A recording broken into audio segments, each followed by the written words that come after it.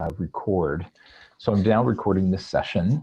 And the goal with the recording is both for the people who can't make this session, but also for you guys, if we do cover some topics that you want to circle back on and kind of review the conversation.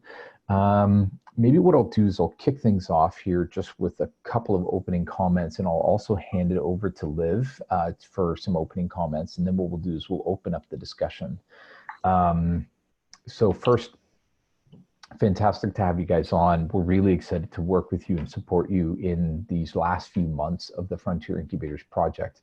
Financial sustainability is something that we always want to work on a weekly and monthly basis. And so I'm, frankly honored to have the opportunity to work with you guys on it. So we're gonna have a lot of fun, I think, over the next couple of months, and we're gonna do good work together. The goal with the seminars is to allow each of you to bring topics and issues for open discussion, where you can raise a topic. And, Julie was just talking about the challenge of creating new relationships with donors and sponsors, a great potential topic for this call. But in addition to that, what we want to do is give everybody some space to raise a topic for all of us to kind of talk through it. Identify potential solutions, strategies, and tactics that you guys can take out into the next week, next couple of weeks, to work on and develop, and then give us an opportunity to come back together in a follow-up seminar and go from there. We'll also be doing some one-on-one support, so excited for that. So maybe at this point in time, what I'll do is I'll hand it over to Liv.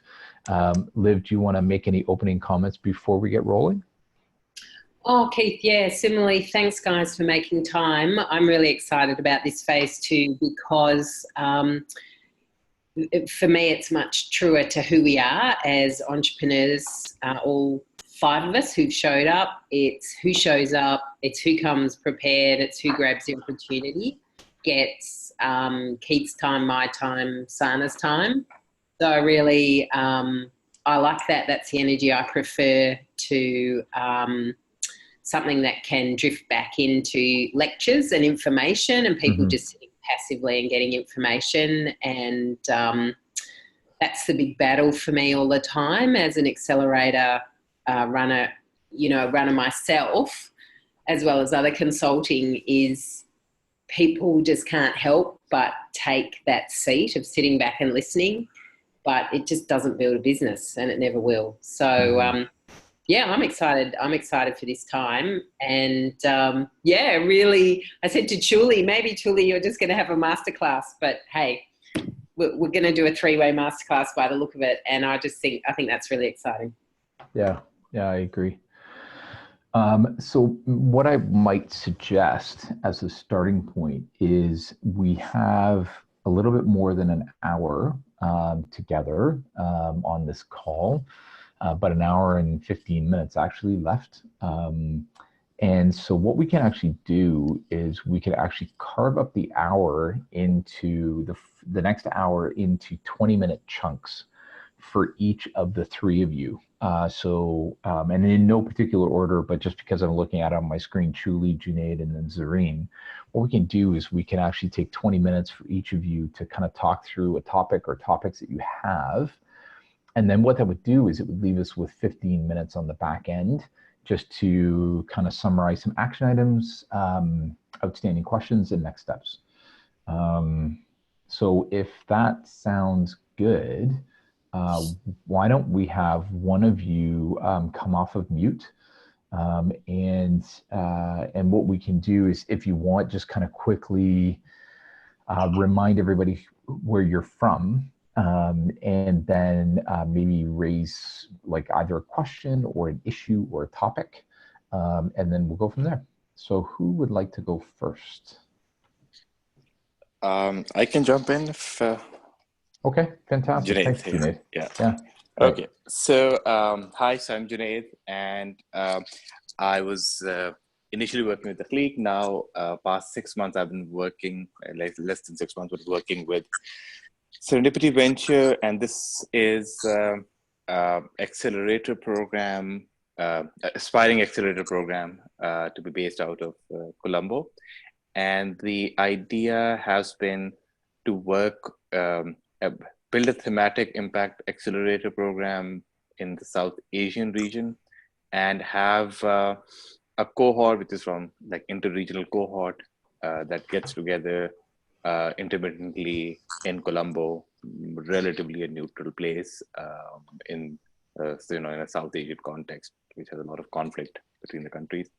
So, and focus area has been in the experiential side of things. So essentially experiential tourism, so local experience, essentially in food, fashion, and creative and tourism, startups that enhance or enable you to have a local experience, essentially. So it's a little narrow, but since we are trying to go with a larger regional scale, the thematic aspect and the niche market kind of, hopefully, the idea was that, it get compensated by a larger area that we're looking at in terms of, building the cohort side. So that's the context of Serendipity Venture. And if you have any curiosity about it, you can check it out. Check out some of the details at serendipityventure.com. It's venture, not ventures. So that's one confusion that comes up. So that's the background. And the challenges, I think, so we are starting out. So that's the place where I think with startups in general, and with accelerators in particular, I think the challenge is that without traction, it becomes a chicken and egg situation to be able to, approach anyone, raise funding. And I've had this discussion with actually a lot of people in this call as well, including Liz and Keith in parallel about challenges that come up, and other people from Frontier Incubators as well. And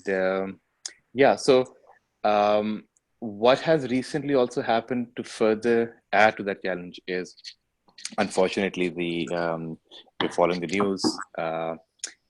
Sri Lanka on Easter, there were a lot of terrorist, events across the island, and that has kind of brought upon a lot of short-term and long-term consequences. Short-term ones are, I think, easier to deal with in a lot of ways. I mean, obviously, imminently they affect us more, being a tourism focused accelerator program that we're trying to build. The tourism generally industry is down, so the challenge becomes, the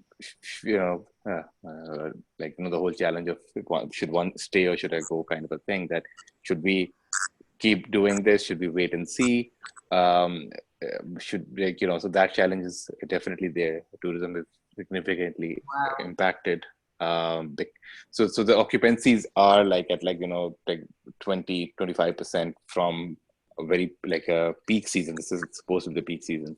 So those challenges, but those are actually, I think, short-term challenges, and something that one can figure out. Okay, so these things, you get a slump, and then you can expect a peak time to be on the horizon. So that's a short-term consequence. The long-term consequences are, if the aftermath of the events leads to more of an unstable system, not just economically, but a country which is so ethnically diverse.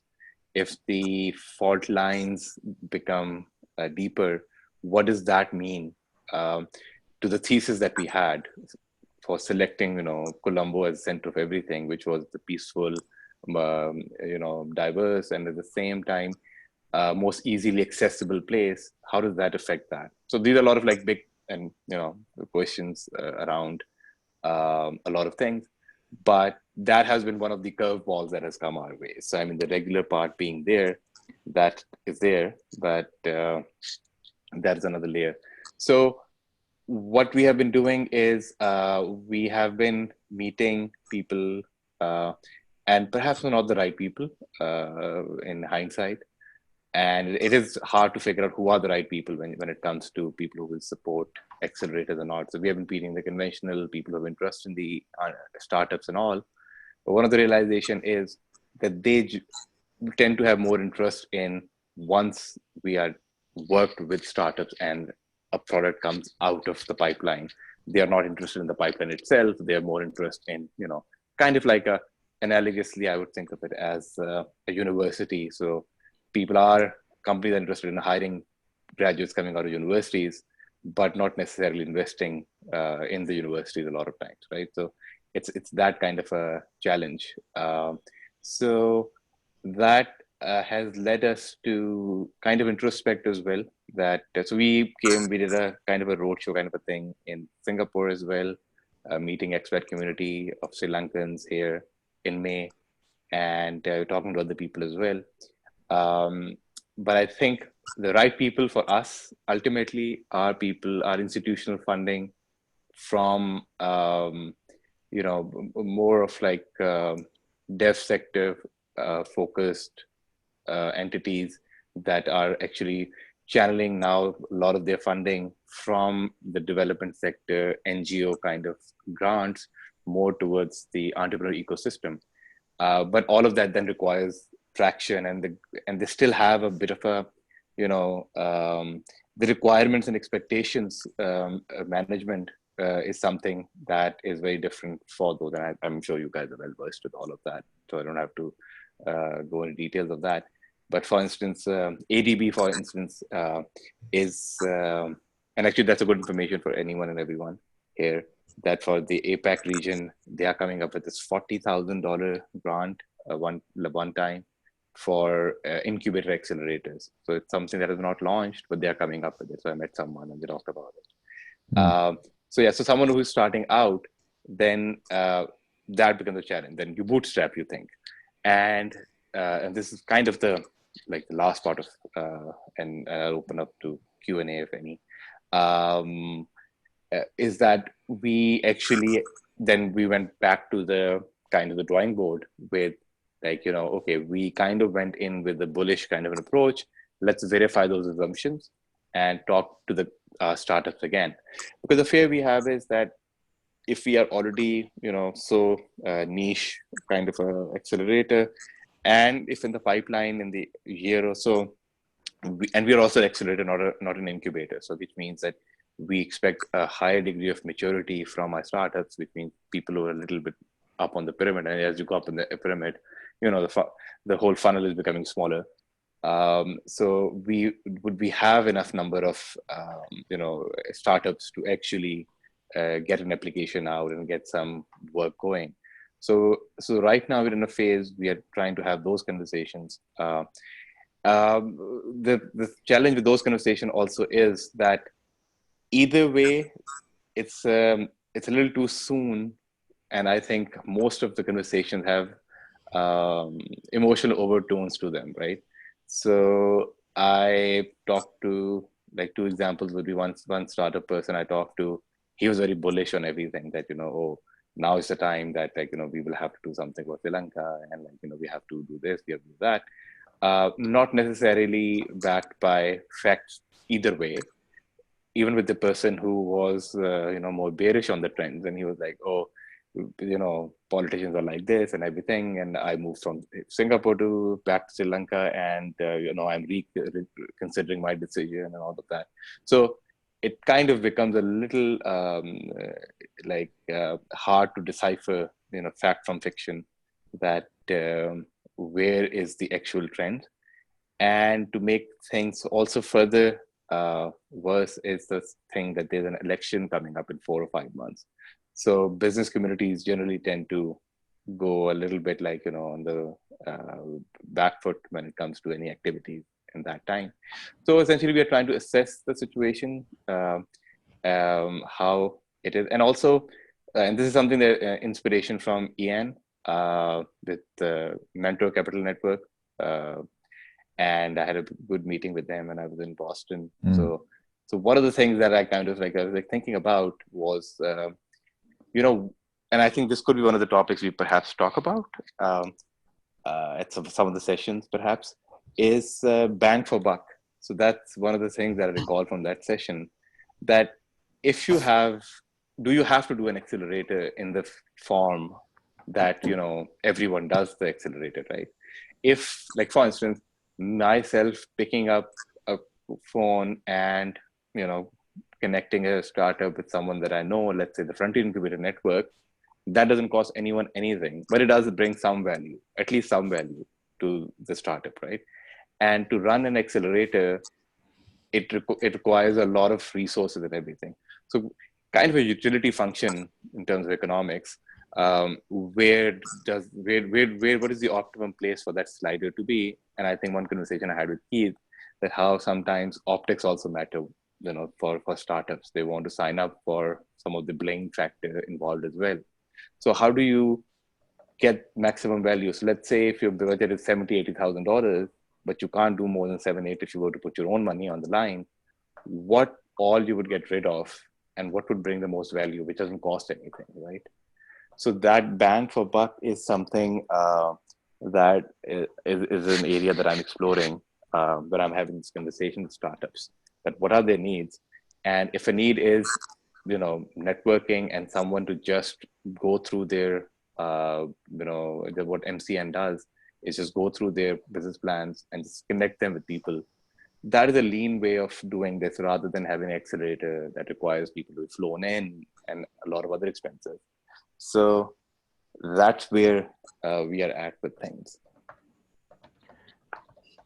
Wow, Junaid, that sounds amazing. You've set up in a country right at a time where a number of very complex things are occurring, 3 or 4 waves of huge impact, terrorist activity, elections, all of those things really change the economy in so many ways. So my insight as you were talking, or my thoughts that I'd sort of bring back to is I think you're really on a good track there in thinking about not what's the dream of a fully functioning accelerator, but what's the value. And we do this all the time ourselves, even when we're running a fully formed accelerator, we regularly put the whole program on hold. And we actually say to the cohort, whether we've got 5 or 15 or 20, we stop and say, what is your number one problem and how do we actually work on it together? And if that fits the curriculum, great. But the curriculum has to be a servant and not a master. So I just wonder at how much you've just got that opportunity to go and do a lot of listening and asking questions and then group people together. So another one of our accelerators this year, we listened to the 10 or so people organisations who approached us to do the accelerator, and we realised that really only a third of our content that we often taught was going to be highly relevant. And so we put it back a month. So the first set of intermittent gatherings we cancelled, and the second one became the first. We added a month on the end, and we spent the next 4 weeks talking in depth with each of the 10, and we basically designed a new curriculum. So they really feel like, as a group, we found a huge number of similarities, and for the 2 that didn't, we offered coaching and just popping into the thread that really was going to make sense for them.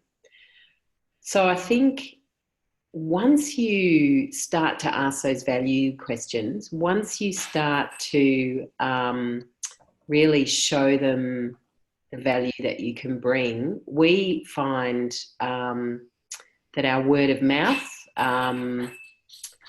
recommendations is very high. And we also find that our team love delivering the work because they know it's a really tight fit. And then the hard thing is then going back and looking at what people can afford and designing in true entrepreneurial spirit 80% of what they need to get them started. So it's just this really tight iterative design, and it's got to be the love of problem solving. Right. And that is, I think, where the, essentially the idea of, preach what you're preaching, kind of like, practicing that thing yourself came up. Yeah. Because we were like, okay, if we are, if our we talk a lot about the total addressable market, and all of that. And if we are not thinking about that ourselves, and what that market also needs, then it's just us going with the flow of this is how accelerators are built, and hence I'm just going to do that, right? So that's why the whole idea of talking to the startups came up, that, although we had these conversations before, but at that time things were very like optimistic, and all of those things were not there. Like, the whole shift that has happened is significant. The other also challenge is that so I am one person who is from Pakistan, and my co-founders, two of them are from Sri Lanka. So I have to tread also carefully in bringing up any conversation where, and I think I have communicated once to them that, okay, in case of a situation that we do not have Sri Lanka focus at the moment, that's also okay. Because if we cannot, like, we should have all the options on the table, right? So especially another shift that has happened is that I have also moved to Singapore. So if we can do something, like, let's say something with MCN does, more at a more of a Southeast Asia level to begin with, and then come back to it, if it's a possibility, to Sri Lanka, to explore that option as well. But I do feel from the conversations that I have to kind of tread carefully on that end as well, just because the interest that my co-founders have is in this being in Colombo. And I understand that, because for them, the vision is more focused on the country they're operating from. Whereas my vision has been more about the regional thing and more about the thematic part of it. So, so that also, that's part of the I think founders' dilemmas that are always there. But I feel it is an interesting challenge to be in, where you have to kind of really, like, take that step and say, okay, maybe we were wrong, and maybe we kind of jumped the gun with a lot of things, and we did not think about these black swan events that can happen and did happen. Yeah, and it's not that you're wrong, but I think even everyone, I imagine, in Colombo and Sri Lanka and the surrounding area is also feeling the same. And so there is a real opportunity here, even through social media and however you communicate, to share your quest and to start from a place of unknowing. Because I think one of the most powerful things that we offer here in Australia and through the Pacific that keeps people coming back to us is that we are very clear that it's an unknown journey and we don't have the answers. We have some tools. We might not even have all the right tools. We might have to go and find the right tools. But we will stay in until we start to find some answers, or our clients and cohort find their answers, not our answers for them, but they find their answers. So you might find a really powerful connection to people through just sharing some of this appropriately through social media. We've come to do this, but the social environment and the changes have now meant this. So here's the questions we're asking. Here's the discussion we're having. Here's how we're exploring our assets. Here's how we're trying to weigh up, what's possible in country. Do we pivot out of country? And I just think you'll find a whole lot of people struggling with the same things. And if they see you working through it, then you may become the kind of place where they'll come to have that conversation, and then they'll trust you with the small amount of resources they've got as they look for an answer. Yeah. So so that's the approach we have been taking as well. But I don't know how it's different in other places. But I think in a South Asian context, I feel that a lot of times the optics around success and failure also kind of start mattering a lot to a lot of people. So what we have to end up doing is that we have to be out there enough for people when they try to find us, we are there. But at the same time, unless we have something a little bit more developed, we really can't be that much out as well. So that's another balancing act we have to do, especially for people who are from Sri Lankan ecosystem, because at some subconscious level, they feel that, okay, if we are associated with something, unless it is happening, what we don't want is that, we kind of get associated with something which didn't work out. Yes. And that's for me, it's a little different because I'm not from the ecosystem directly. So for me, the consequences I can understand for them are different, right? Because they already are working in the ecosystem, and they'll be like, "Oh, so you guys Yes. started that? Whatever happened to that?" And that is, I mean, maybe I'm also accustomed to that conversation, having worked with startups as well. So that is another thing. Like, for instance, in my LinkedIn, you will see my association with Liberty Venture. But the co-founders, they have made it, and we had that discussion about it too, that they didn't want to put it in right now. So because they were like, they have to, unless they are launching, we need to kind of wait out on that. And that is another important aspect of optics. Yes. And that is another challenge. I think Keith and I had this discussion once, that at what point what is the optimum way of having the right optics, which do not compensate or compromise what you're trying to do just to have a posturing. You don't want to to be completely be doing something which you realize you're not doing right, and you still keep doing it because you want to maintain that posturing. So and that does happen, right? Because a new accelerator, anything comes up, just the way everything is and just the way social media is, that you will get a lot of spotlight. Now you want to maximize your time in that spotlight to get some traction. But if for any reason you are like, okay, we came in with we are thinking we'll do an accelerator, but hey, things have changed, we're doing this, then you kind of lose out on all of that. So that balancing the reality with the optics also kind of is another area that becomes a bit of a tricky place to be. Yes, that is tricky. I hear you. And I wonder, what does wisdom look like in the traditions in Sri Lanka? Because I think that's where I look, so that we always want to look wise, so not certain and not always right, but wise, so that it's not sort of the flash in the pan. We're not looking foolish. But there's usually some kind of wisdom culture in every culture that allows you to ask hard questions and allows you to reinvent. But you have to do it in a certain way. So I wonder if there's some clues there in where wisdom or mystery or some of the higher thinking, esoteric or religious higher thinking exists in your culture. And if there are people that are able to have respect and have confidence, but still are allowed to ask questions. And I wonder how you get to speak in that voice. So, going on a limb there, I think the South Asian culture generally kind of is similar in a lot of value system that it has. Then it has obviously overtones of different religions and localization of it. In general, there is a lot. I mean,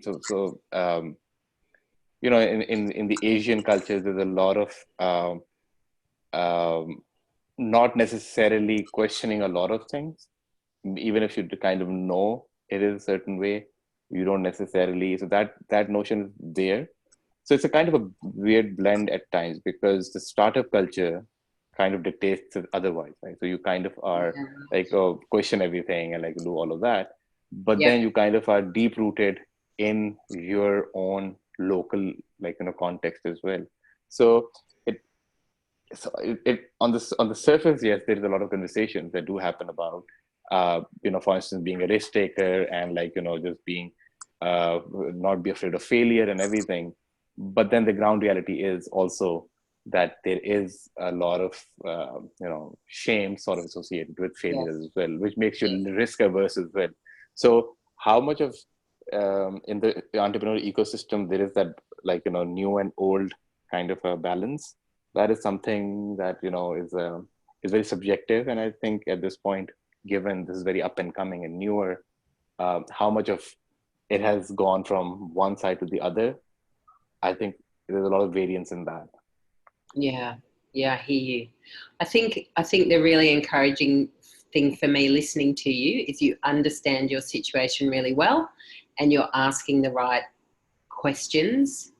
And so I think whether it's working with one or two groups, and as you say, finding the value partnership, the handshake, where you can add value, or whether you feel you've stuck your neck out and said you're going to do something and you're just going to have to find a way through. Again, it's an art. It's not a simple yes or no. And you make your wise choice and you play it through and you learn from it and see whether or not it was right. And we're just doing that all the time. We're, as I said, I gave you a couple of examples of new things that we were listening and responding with design, and we'll only know as we start doing it whether we've got a good thing going or not. And your whole reputation is on the line every time. So, yeah, I hear you. Yeah. So, I mean, that's ultimately the, yeah. I mean, that reputation part definitely is something that, I mean, for myself, I think of it less, because then it becomes kind of like a constraint and a chain for you. But so there's a lot of expectation management internally as well. So that's the other part of it. Yeah. So a couple things that I'd maybe, just quickly chime in on. So one is, at the end of the day, and, I'm sure other people on this call can relate to this, but I do believe that fundamentally we, and our reputation and our brand is built on the quality of work that we do, right? Like at the end of the day, we are as good as the last program we run. And when we do good work and when we set and manage and exceed expectations of our supporters, like donors and sponsors, then I believe that ultimately the right results will happen over time. And I think, Junaid, what I heard you really sharing was that for you, it's about, picking a starting point. I think you're in a place now where I think you have some variables, the variables being, do you stay to experiential tourism or do you deviate? Do you launch it in Colombo? Do you deviate? Do you stick to Accelerator? Do you deviate? And how much content do you put, like how much content and how much program do you put into Incubator Accelerator? And so I think now to, the conversation that you and Liv have been having, I think, do a little bit of customer discovery with the entrepreneurs. And then I think pick is the key. You got to pick. And my encouragement to you is on the customer discovery. The other way that you can start this process around customer discovery is run some individual workshops for those entrepreneurs as a method of customer discovery. And the benefit for you is workshops are very light touch, a couple of hours worth of effort. And what it will allow you to do is it will allow you to not only do some customer discovery, but we'll also start to establish your brand a little bit and start to show people that you actually are doing good work. And so, the encouragement that I would give you is that in the case of Spring, the first 6 months that Spring existed, we didn't run a program. For the first 6 months, we just ran workshops. We ran workshops as a method for customer discovery, but it also started to get our brand out there. People started to hear about us. The workshops that we ran were solid. And that allowed people to, kind of gain confidence in who we were. So I think my encouragement for you, Junaid, would be to create a plan for the next 90 days where you say, in the next 90 days, I'm going to answer a question. I'm going to answer each one of those variables and then know what your path is going to be going forward. That would be my encouragement to you. Okay, so that sounds like a good idea. Now my question is, when approaching these startups, now should it be like, what is, again, and this is more of a optics, I think, related question more than anything else, that is it us conducting some workshops which are open to like all or something like that, or is it something where we do have are focused startups there, and they're part of some kind of a program. Formal, not formal, and both have their pros and cons, right? With formal, you have a different kind of expectation and different things you have to do. Otherwise, you lose your reputation that way. But if it's not a formal thing, then the overall expectation that the other side will have will be like, oh, it's something that these guys do. If I'm free on that weekend, I'll just swing by and see how everyone is involved. So there's like a pros and cons of both of those, right? So how do you reckon is the right way of going about it? Yeah, so my comment to you is, I think ultimately only you can answer that. I think you do list out the pros and cons.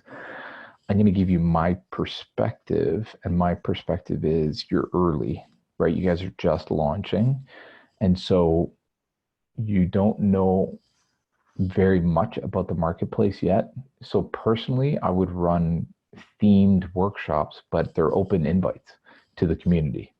So if it is about experiential tourism, then I would run workshops related to kind of acceleration stage and even incubation stage workshops, but just workshops, not program, just workshops.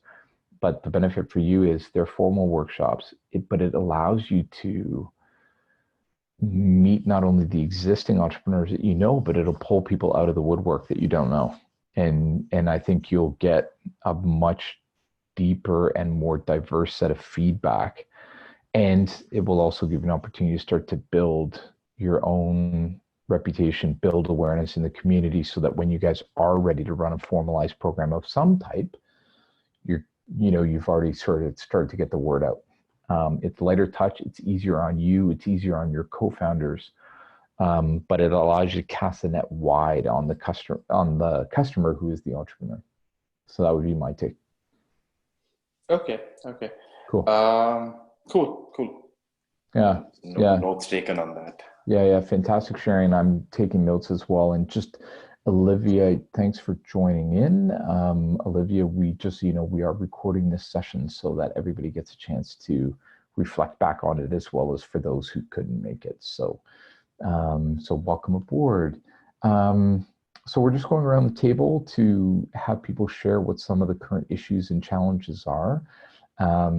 Julie and Zareen, you were also on the call at the beginning. Would one of you like to go next in sharing your kind of current challenges and opportunities? Yeah, I can go next. Great. Thanks, Julie. Yeah, just to briefly introduce ourselves. So I'm from Rise Impact. We are based in Thailand, and we want to be impact catalyst in Thailand. So what we do currently is we have the Impact Incubation Program that is sponsored by the government, and also sponsored by, let's say, funded by the government, and then sponsored by the international organization. And we also have another change makers program in health system in Thailand. We call it Positive Health Disruptor. That is funded by NGO.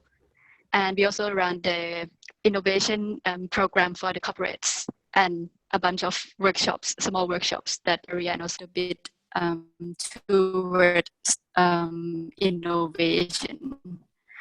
So this is where we are now.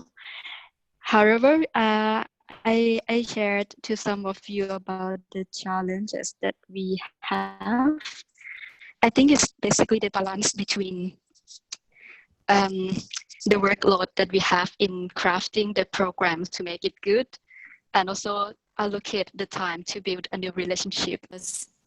For example, the incubation program that is on now is going to end in August, and we are going to talk soon with our main, with the government next year program, and I think more than 50% it will be on next year. But with the government's grant, many times the cost as well. I mean, we want to create a very good program, which means we have to invest in, like, bring people into the program, mentors, many elements to make the program great. But with the limited budget, said, we cannot really make a good quality of the program. That's why we want to find more sponsorship for the program next year to really make it better than this year, because now we had some findings. So yeah, the challenge now is that the program is also to create the cash flows through different services, like the big programs as well as the small workshops as well. And also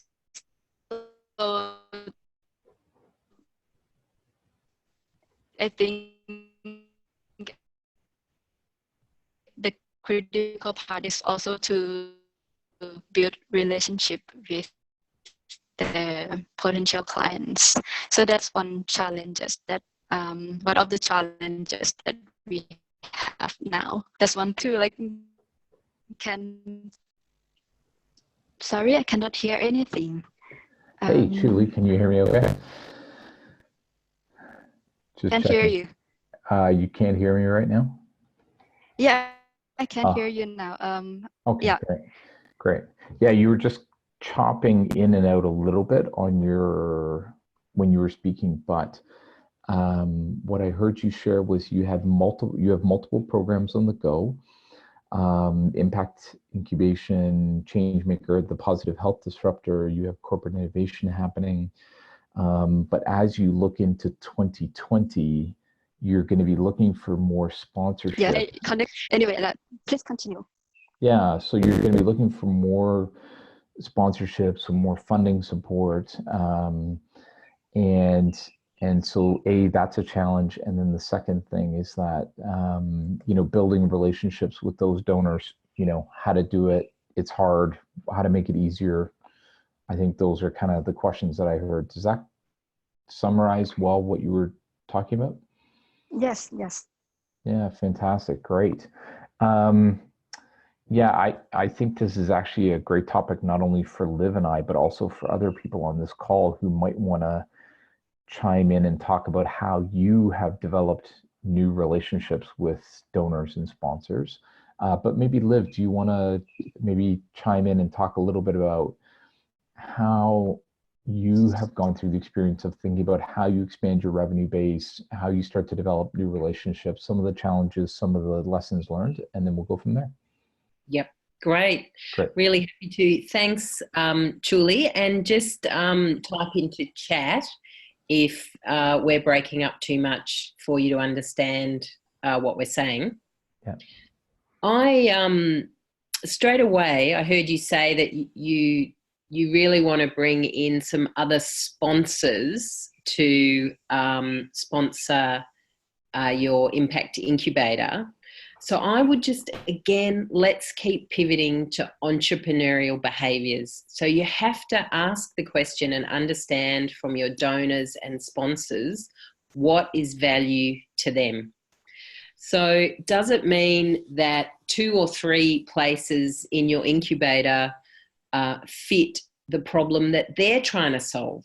And if you've already got a set theme, like Junaid was talking about, a thematic accelerator, then do you go and find the sponsors or donors that really resonate with that? So again, you just never go and ask people to fund something because it's good. You go, you said you've got some evidence, you go and you put evidence in front of people, but even better, you really just go and listen to them about the problems they're trying to solve, the things that they are passionate about, and then you find a match. And so what it means when you're trying to find a match for people to sponsor places in your incubator or other things about your incubator is you probably have to go and talk to lots and lots and lots and lots of people before you find a genuine match and partnership. But that genuine match and partnership will probably be good for at least 3 years once you find it.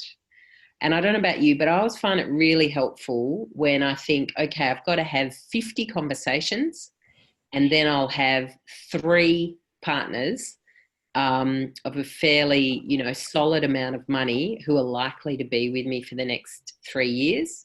And I just break it down. Well, if it's 50 conversations, then it's 10 a week. If it's got to be done in 5 weeks, and I then just start going after it in that way, and I make it a task, and I make it not personal, and I listen and I look for the value match. That's probably where I'd start, Keith. Yeah. So there's a couple of other things to add to. I think everything that Liv just shared is fantastic. First, at Spring, when we think about new sponsors, we usually think that it will take us about 6 months to get them to write a check. Sometimes it can happen faster. We've had it happen as fast as 3 weeks, 4 weeks. It has taken a year in other cases, but so we set our own expectations so we don't get frustrated. We set expectations 6 months from first meeting to when they write a check. It is a relationship build. It is trust. And so the first conversations that we have with potential sponsors and donors is just to let them know who we are, let them know that we're in town, let them know what we do, how we do it, why we do it. And then very much to Liv's point, we do what we call solution selling, right? So to Liv's point, what we do is we talk to the sponsor and we say, what are you guys trying to achieve? Like, what are your goals? What are your goals for this year? How are you looking to spend your sponsor budget? What's worked for you in the past? What hasn't? And from there, then start to identify those people who do line up to what our values are, what we believe in, and what type of work we're trying to do, like what kind of projects. Sometimes we have had sponsors who are direct fits to the project we want to get support on. Sometimes they end up actually being good for other projects we're working on. And of course, the third option is they're not a fit. But it is very much a solution sell where you're trying to find out what their needs are and what their goals are, and then pitch accordingly. Because I think that's the most important part is you have to remember that the reason that they have sponsor dollars is because they have goals in mind. Do they want to stand in front of a crowd? Do they want a lot of social media exposure? Do they want to be tied to entrepreneurship in general? Do they want to be tied to female founders? Do they want to be tied to tech? Like what are their motivations? Because you have to make it work for them. And the benefit for all of us is when we get started, and we were talking about Junaid earlier, like people who invest early in the relationship invest because they believe in you and they believe in the vision, and that's good enough. But as we start to kind of broaden the pool of supporters, then we end up in a situation where we have to be much more focused on what their goals are and then how to achieve it. The other final piece that I would share is when we get to a place where we are going to put some kind of a proposal or an offer in front of them, we always make sure that we give them at least 2 or 3 options for how to do it. Because human nature is people want to choose. So if they believe in the program, say your Impact Incubator program, that's fantastic, but give them 2 or 3 options for how they can sponsor that. Because it will allow them to pick the one that best suits their budget, their time frame, what kind of exposure they want. And so we always think about it from a price point perspective, right? Whether it's 5,000, 10,000, 15,000, or 25, 50, or 100,000, like whatever the numbers are, right? But there's always a way to give them a couple of choices. Yeah. So. Yeah. Thank you. Yeah, of course. Yeah. Yeah, I know. I was just going to say, I know Olivia at Impact Hub in Phnom Penh they've had multi-year relationships with people. And so, Olivia, I don't know if you have any additional comments about how you guys have expanded your donor sponsor pool over time. Hey, yeah, I was having a think about it, but I think really for us, a lot of it, yeah, like you said, Keith, it really comes back to like relationship building anyway, like just finding out who the people are actually running these organizations and trying to build relationships with them. But in terms of getting repeat funding, I think that's just been, us building really good relationships and doing really cool programs with them, having, like you said, understanding their focus. So sometimes that shifts, and making sure that it still works for us as well. But actually, I think this is a topic that maybe I can't offer too much on, because we're in quite a weird, unique situation right now where we've been hustling for a while and now people are starting to come to us. So it's a little bit different, the conversation, how it ends up happening. But yeah, I think the way that we've always approached it is really from like more of a relationship building perspective than a like transactional kind of relationship where it's like, okay, I'll pitch you something. What do you want to do? Okay, let's do this. It's always been kind of like getting to know them, being friends with them. And Yeah. I think that's an interesting point. I also have another challenge. I think it's related to the decision. For example, I have a, let's say, a friend, but becomes a partner as well. So she got a project that she would run the accelerator, but she's from another organization, and she asked us if we want to partner with them in creating their accelerator program. It sounds very interesting, but at the same time, with the budget that she offered, are not very attractive as well. Like if we run the cost calculation and everything, it could be, we could face loss in terms of that. So actually I'm deciding, should we take that project, because it sounds like a new opportunity, because mostly we work with the early stage incubation stage entrepreneurs, but this is the time that we can maybe understand more about a more mature stage of entrepreneurs. So yes, it's like evaluating about this now as well. Yeah. What criteria do you think you would use to make that decision to either do it or not? What criteria would you use? So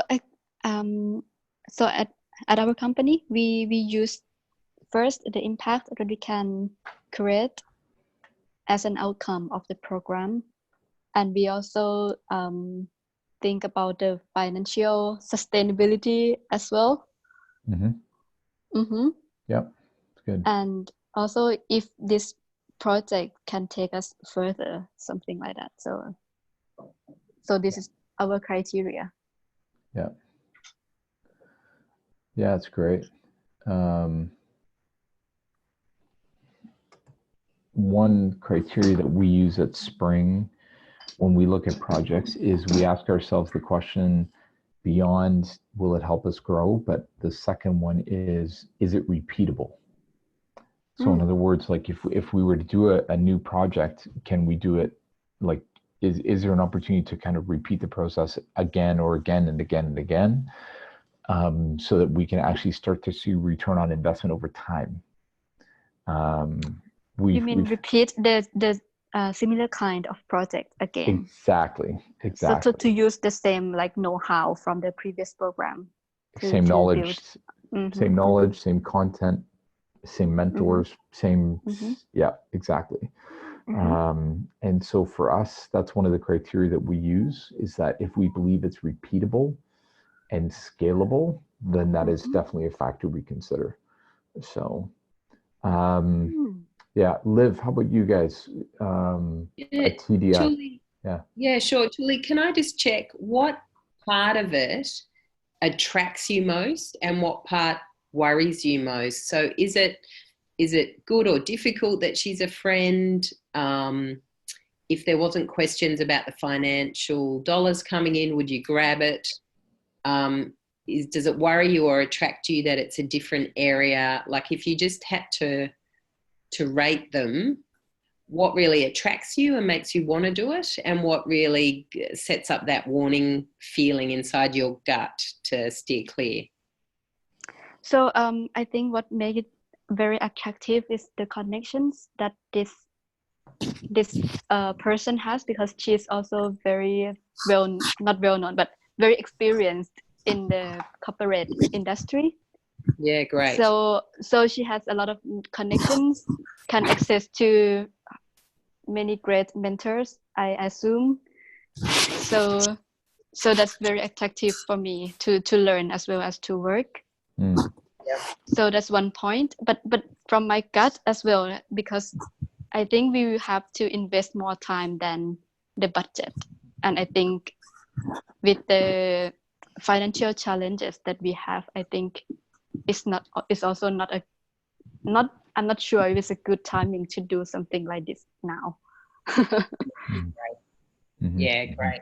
So what I tend to do in those environments, and again, most of the opportunities that come up for us are an absolute mix of something in it that's fantastic, something that makes me just want to walk away, and something in it that feels like a lot of work that may not get the pay that coming through.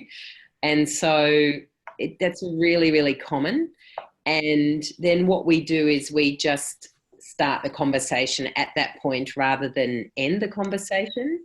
So I'm wondering, Julie, if there's an opportunity to say, well, we would be able to invest more time if it's possible for you also to spend some time introducing me quite deliberately and introducing Rise Impact into some of your network and connectors. Or if you're well networked in, can you bring another 5 sponsors that can add to the budget?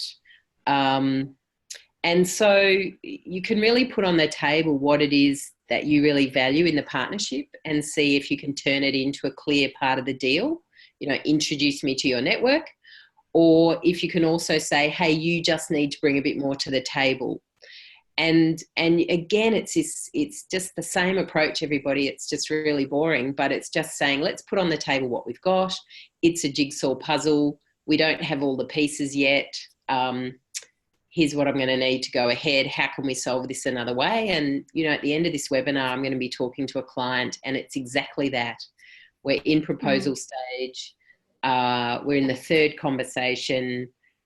We still can't deliver what they need for the price. And we're just continuing to say, you know, what else can we find? What other way can we do it? Who else can we bring in?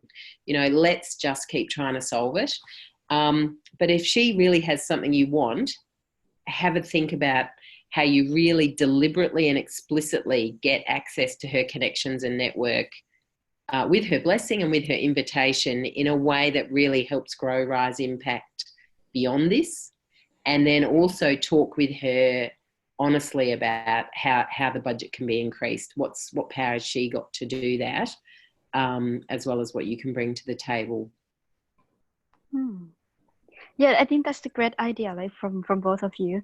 I think it's I think this is just a case that I raised as an example, but I think when you guys mentioned about the criteria and a bigger questions beyond this case, I think I think I can think about it more on those points.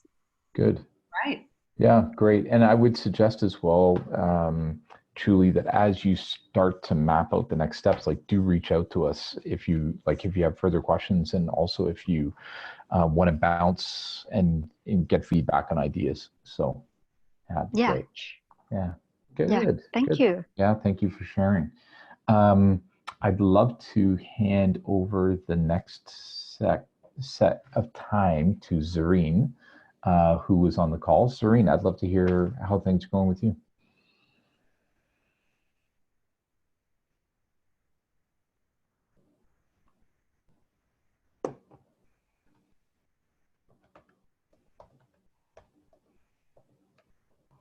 I can't hear Zareen at the moment. No, I can't hear Zareen. Zareen, you are off mute on our participants, but we're not hearing you. Yeah. Strange. Yeah, because I'm seeing the same thing, that she's off of mute, but just not getting the volume. So sometimes, Zareen, in a case like this, it might help to have you quickly log out and then log back into Zoom and see if that actually frees up the audio.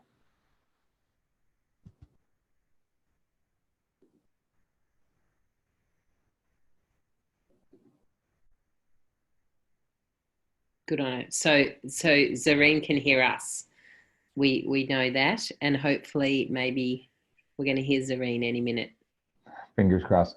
Or, Zareen, what you could do is you could type in a question or a challenge in chat, and then we can, so if you want to type it in the chat, you can type it in, and then Liv and I can kind of respond based on what you put into chat. So if you want, you can just do that as well, if that makes it easier. We managed to go a whole hour without any technical problems. So I'm impressed that we got this far. So Oh dear. it's great. Yeah. And Zareen, the other thing, if you haven't done it yet, within the Zoom preferences, under the zoom.us banner and the menu at the top, in preferences, there's a whole lot of audio testing.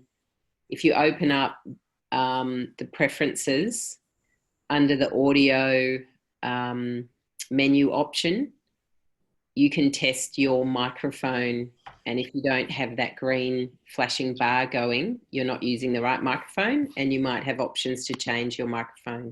Mm-hmm. Yeah. That's another thing you can do. Hello, Zareen. I was hopeful for a minute there. Me too. That's great. One other option we can do, Zareen, is while you're looking at the audio pieces, we can actually buy you a few minutes and we can get Olivia to actually do some sharing on her end while you're fighting with the audio a bit, if that works for you as well.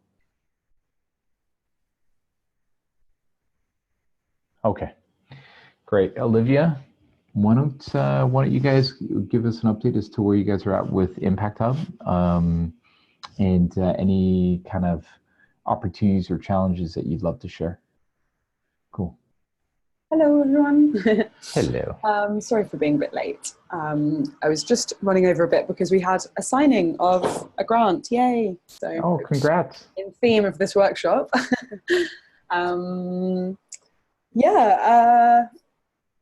Yeah, things are going well. I'd say in terms of opportunities, we're exploring a few kind of grant funding options at the moment.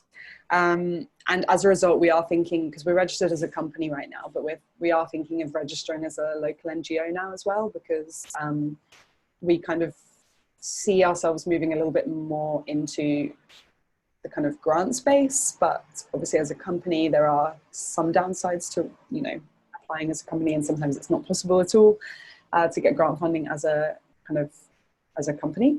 So yeah, that's something that we're looking into at the moment in terms, like, from a funding perspective.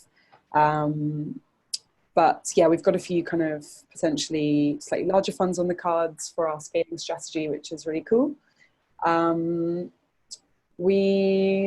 We didn't get another grant recently, which I was kind of bummed about, because they're a really cool partner and I really liked working with them. So I'm quite sad that didn't work out. But I guess that's the way things are sometimes.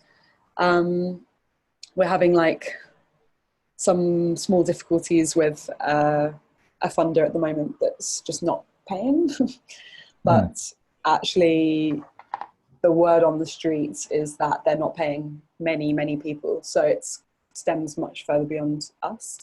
And So there's not a lot we can do right now other than just wait. Apparently they're being bought by another company, so then that should mean maybe they just don't have any cash right now. But that's been frustrating and a bit stressful for me to kind of work out what's been going on. But I think we'll know in about a month's time if that's really like what's going on with that.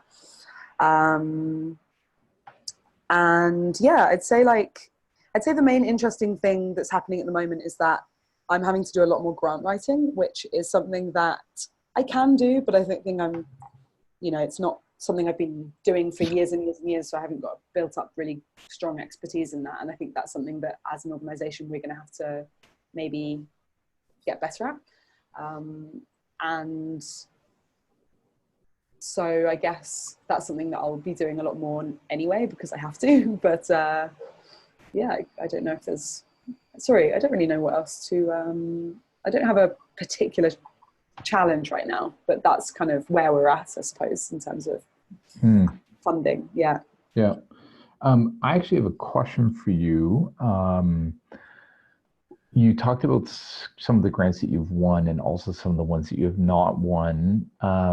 When you guys lose a grant opportunity, do you guys do like a debrief internally as a team? Like, do you guys talk about like why you think you didn't win it? What do you think worked, didn't work? And if you have a strong relationship with the donor, have you ever asked them to give you feedback? And kind of curious what that experience is like for you guys. Yeah, no, that's a good point. We haven't ever done debriefs, no.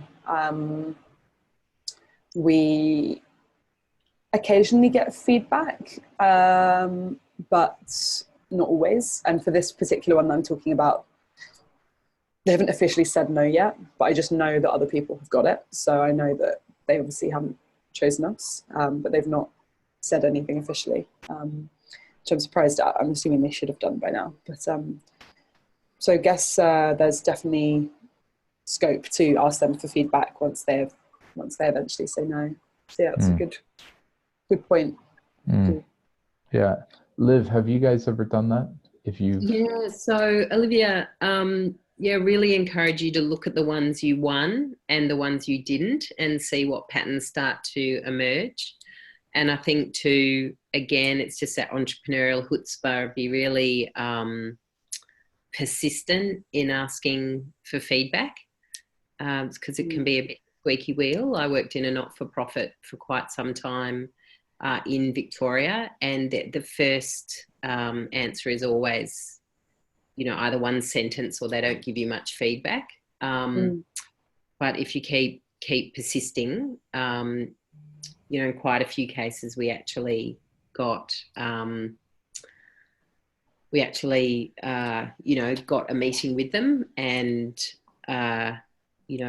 were taken through their matrix of scoring and learned something quite significant. So I think the other thing too is just two things occurred to me while you were talking. If you really want to work with someone and it looks like you're missing out, again, I would just take the risk and go and talk to them about that really honestly. We really want to work with you. What would it take to work with you? Clearly, we've missed this opportunity. Is there something else? And go with something in your pocket that you can offer, that you can afford to offer, that gets you in the door and proves something about you. If there's long-term upside to working with this group, make it a loss lead in a way that you can afford. And the other thing is be a trader. So if you're new to grant writing, who do you really admire in your context in terms of grant writing? And what value can you offer them so that they can either teach you or they can do some of your grant writing or they can review it? Like, is there a way you can fast track your own development or get that expertise in? Because we just have to remember we can't be good at everything, but we can be good at finding the people who are good, and we can be good at horse trading with the strengths that we've got to get what we need. And again, that keeps building our own entrepreneurial skill set. Yeah, no, that's a really good point. I'll definitely try and follow up with them and keep knocking on the door. Yeah.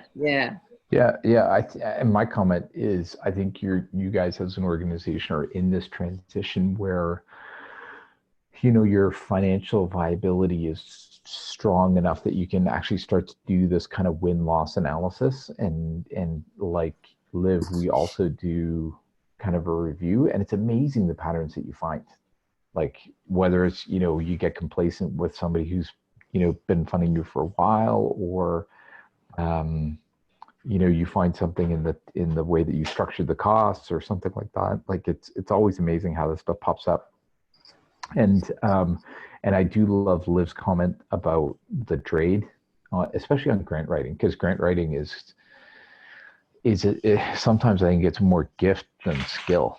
And so if there is somebody in your network or in the FI network that you kind of like, this person clearly speaks grant writing, I love the idea of that trade. So at least as a bridge until you have enough capacity, you can bring somebody on board who meaningfully can grant write. So yeah, cool. Thank you. Yeah, for sure. For me, just following up on that, and it might be something that's useful for everyone. One of the clear things that I see time and time again with the people that we work with, and I've been guilty of it in the past, and the not-for-profit I worked for is really guilty of it. When a skill set is lacking, people bring it in-house, or people, because the founder is so used to having to do everything, they just decide, well, there's one more thing I'm going to have to learn to do. And after a certain amount of time, once that list is longer than 3 or 4 things, we end up doing everything really badly. And so I just think it's so important to find a partner who's good at it. It's what they do. It's the value they add. And then if you can't buy it, find the trade. Find the trade that makes you a valuable partner to them. And let's be really smart about what we bring in-house and what we decide we have to do ourselves, because all of us are probably doing far too much. Yeah. I can't relate to that at all, Liv. I don't know what you're talking about.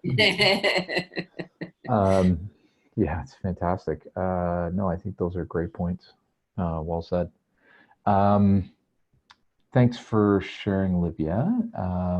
Maybe what we'll do is we'll move over to Zareen again. Zareen, thanks for typing in your challenges and your opportunities. Yeah, great to hear about your trip to New Zealand. Fantastic that you had an opportunity to work with Chris in the team at Akina about what you guys are doing, and the regenerative lens. It's like the hardest word ever. In your curriculum, I think that's great. I was reading your second points on financial front and chasing 2 projects, and that frustration on waiting for approvals. I think I hear that, and I probably have a couple of ideas, but maybe Liv, I just want to see if you want to give some perspective on the frustration of waiting for feedback on project opportunities, and then I can throw my 2 cents in as well. Yeah, look, I think I'd probably take 2 angles on that. I'll just have a go. I don't know if I've got much wisdom to add. I think the first thing that I found really helpful, having worked in a very large not-for-profit with very poor systems that was very bureaucratic, and I don't know if that's Oxfam, but I do know that I was often guilty of not getting back to people in a timely manner, and also I was part of a system where that happened all the time. And I noticed after a certain amount of time that the people who stopped communicating or got angry and frustrated actually got sidelined more. So the one thing I'd say, Zareen, is no matter how they treat us, not just because they're clients, but let's just assume the best, and just always stay positive, always stay easy to communicate with, have a really light touch of keeping in touch with them. Hey, just checking in, wondering if there's anything more that I can offer, but not too strongly in a way that they feel that they're being a bit stalked and they step back, but always just make it really easy for them to reconnect so that they don't feel any shame that they've dropped the ball, that they've got overwhelmed with other things. I think from the other side, when they have all the power, I think too, again, it's just that entrepreneurial hustle. With respect is just, hey, is there anything we can be doing while we're waiting? Is there, can we go and visit the youth? Is there small parts of it that you can offer to do that build your skill set while you're waiting, get you to know them better, they get to know you. They still might not award you the tender, but it's just that entrepreneurial energy again. What are the things that we can do that don't violate the grounds of the tender, that build our experience and knowledge of you? We really value who you are, Oxfam, so we're going to keep building this relationship beyond this tender. And again, it's just that lost leader approach with something you can afford to offer. So small things, just things that keep that connection going. And then on the flip side, as I said first, just assume the best. And it's just that they're busy and bureaucratic, and just stay positive, stay easy to deal with. That would probably just be my wisdom there, I think, Keith. So on a macro basis, we take a very similar approach to Liv. Find ways to keep in touch and keep the conversation, relationship building. If I use Olivia's example earlier with Impact Hub, like just building relationship and doing that in a gentle way. The other things that we do as Spring to try and make it objective to keep the frustration level down is the following. First, we actually generate more grant leads, because when it's only 2 projects that you're pursuing, it's really easy to overfocus on them. So at Spring, we try and make sure that we have at least 10 leads that we're pursuing at any one time. So that way we don't like overfocus on 1 or 2. Like we're constantly, and it's important to hear this, like every week we at Spring are trying to create, like we're trying to start a new relationship with a donor or a sponsor. And then that way I don't feel like I'm over-focusing on one. The second thing is we just automatically assume it'll take 6 months, which I mentioned at the beginning of the call, because it really helps us to keep the frustration level down. So if it takes them a month to get back to you, it takes them a month. And then the third tip, so one is more leads, create more leads. The second one is know that it's going to take 6 months. And then the third one is we send a monthly newsletter to all of our key contacts, which include grant leads and existing partners. And that just ensures that at least the first week of every month, we're top of mind. And so for us, that's a really important component to what we do. And it also keeps the frustration level down. So those are specific tactics, not only to increase the size of the funnel of opportunities, but also to manage the frustration level. So those are the 3 things that I would add to the mix. They are really good things, Keith. That's really great. We also have a newsletter and a range of comms, and we do tend to ask people's permission, but then we add them in. Correct. And in that way, they're hearing from us.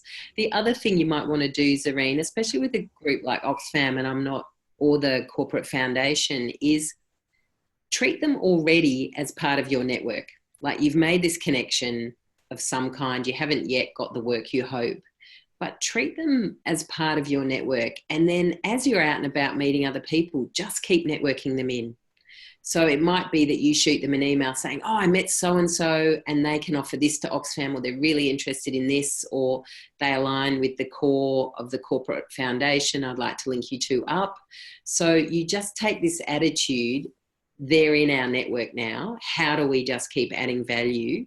And then it's also easier to make other asks of them. You know, you can go back to them and you can then do the opposite. Oh, we've met so-and-so and they could really value this from you. Is that, you know, can I link you together for a coffee? And then again, it's just you're top of mind. They're getting to know you. They see you as the can-do people.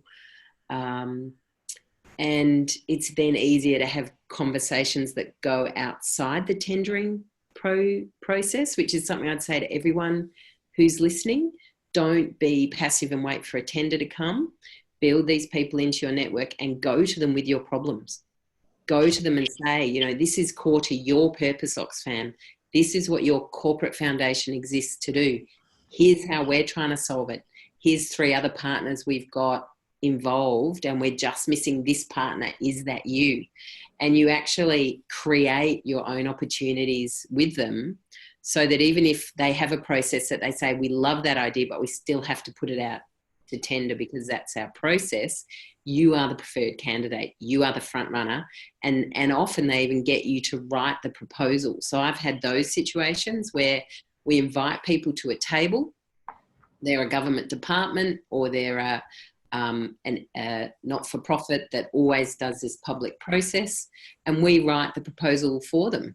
And then we write our response to that RFP that gets put out, and normally you win the business, but they've then satisfied their obligation to canvass the market. So don't just wait for things to drop. Just assume they're in your network and build, and go and invite them to a table that you're making. A corporate foundation, an Oxfam, they can find 50K, they can find $100,000, they can find more in their budgets for the right things. I'm just going to highlight something based on what Liv just shared, which I think is the game changer. If you live the way you describe things about making introductions for them, including them into conversations and meetings, offering to do some helpful things for them, what you're actually saying is you're treating the donor like a customer. Yeah. And that's the game changer, because, and I would echo this from Spring, like I would say a lot of our best and strongest relationships are when we have ongoing conversations and relationship building with partners where we do that, where we make introductions, where we reach out and say, hey, have you seen this event that's happening? It's going to be a good one. You should be there. But really treat them like a customer. And so often I think it's great for everybody on this call to remember this. We don't run incubators and accelerators. We actually run a marketplace, right? On one side of the marketplace is entrepreneurs, but on the other side is donors. On another side, on a third side is sponsors. On a fourth side is mentors, and possibly on a fifth side is investors. So we actually all run multi-sided marketplaces where we have to be thoughtful that everybody involved is a customer. And so Liv, I think you're sharing on that, kind of systematically treating them like a customer is awesome. So everybody, I just want to be respectful of all of your time. Truly, thank you very much for staying for the full session. Again, just for everyone, this session has been recorded, and the recording will be made available to you. As you work through these challenges and issues, like, please don't hesitate to reach out to Liv and I, and Sana as well. Be super excited to be able to, continue to coach and also mentor you guys through this process. And then we will have another upcoming seminar. I'll send you the time reminder on that one. It'll be coming up in a couple of weeks, where we can all convene together as a group and kind of talk through the next batch of things. So, my action items, I will share with you guys the notes from this session. I will also share the upcoming seminar session. And if there's any follow-up other action items, Liv and I will cover them off. And otherwise, I really appreciate you guys taking the time to join us today. I hope you guys saw some value and look forward to the next one. Okay? Yeah, thanks. I'll just quickly add that Keith, let's just be really clear, this second stage that we're in now, we have time outside the webinars for you. Correct. So go and try.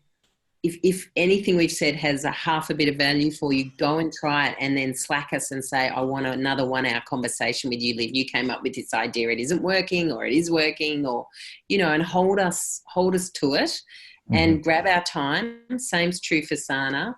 That's right, isn't it, Keith? We've got this extra time to offer. Correct. So please, guys, don't hesitate to reach out if you want some additional one-on-one time. Cool. Great. Okay, thanks everyone. Really appreciate you guys Thank you. taking the time. Keep an eye out for the recording and the schedule for the next session as well. We'll talk soon. Thanks. Awesome. Bye. Okay. Thanks, Keith. Thanks for everything, setting it up and leading this session. Really appreciate it. Yeah, likewise, you too. Okay, thanks everybody. Ciao. Talk soon. Bye-bye.